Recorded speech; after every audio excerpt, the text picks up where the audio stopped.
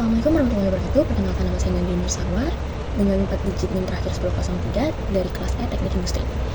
Di sini saya akan menjelaskan tentang linear programming dengan metode simplex, yang dimana ini harus memaksimumkan dari persoalan dengan koefisien 8x1 ditambah 2x2 dikurang 10x3 dengan kendala x1 ditambah x2 dikurang 3x3 kurang dari 6, dan 4x1 dikurang x2 ditambah 2x3 kurang dari 7, yang dimana x1, x2, dan x3 lebih dari 0.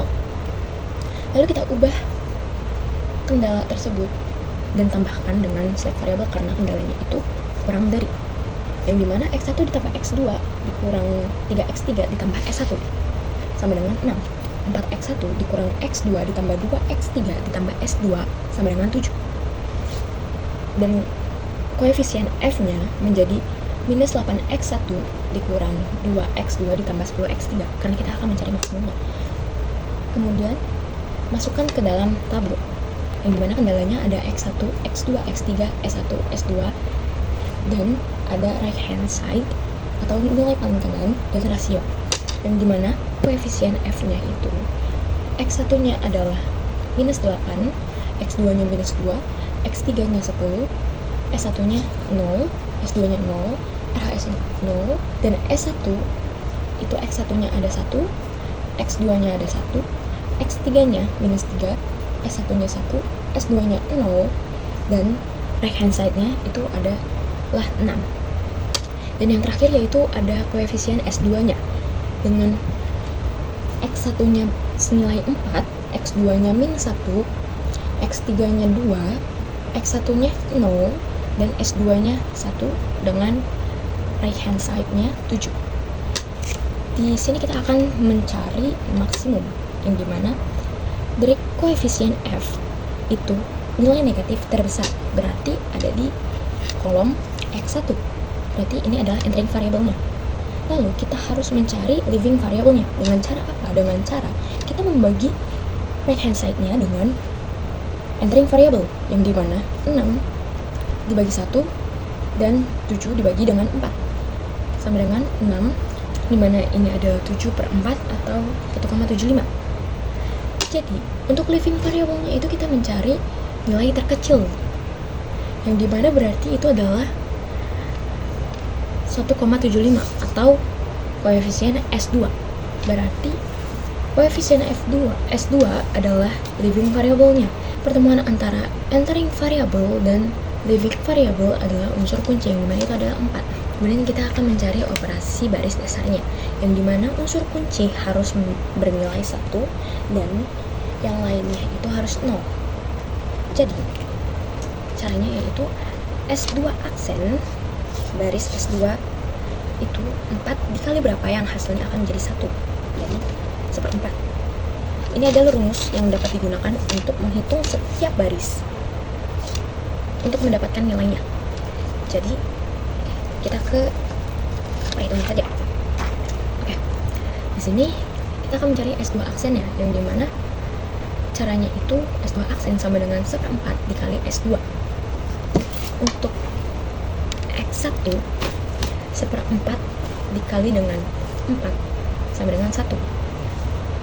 Yang kanan ini adalah nilai dari S2 yang ada di tabel tadi.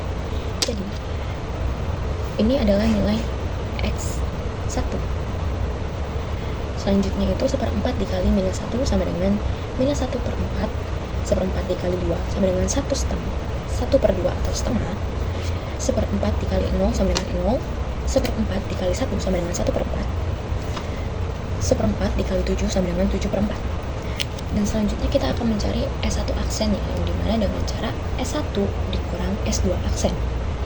S1 nya itu berasal dari tabel yang tadi.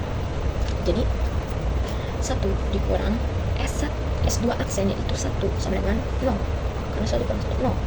Selanjutnya itu ada 1 dikurang minus 1/4 sama dengan 5/4. Minus 3 dikurang 1/2 sama dengan minus 7/2. 1 dikurang 0 sama dengan 1, 0 dikurang 1/4 sama dengan minus 1/4, 6 dikurang 7/4 sama dengan 17/4. Dan selanjutnya kita akan mencari koefisien F-nya dengan cara F sama dengan F tambah 8 dikali S2 aksen. tambah 8 karena di entering variable ini karena di sini minus 8, di sini pun kita akan mendatangkan 8 agar hasilnya itu 0.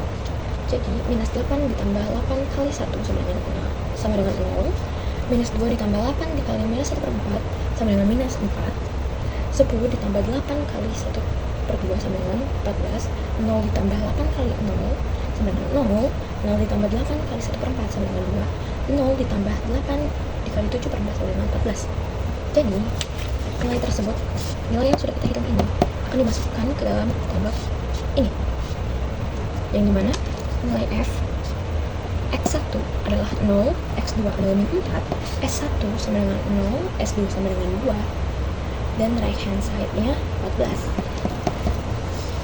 Begitu pula dengan baris-baris selanjutnya, kita akan memasukkan hasil yang dari sini ke dalam tabel sini.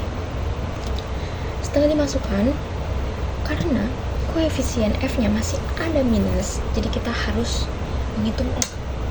Karena syarat untuk mendapatkan maksimum itu koefisien f-nya harus non negatif.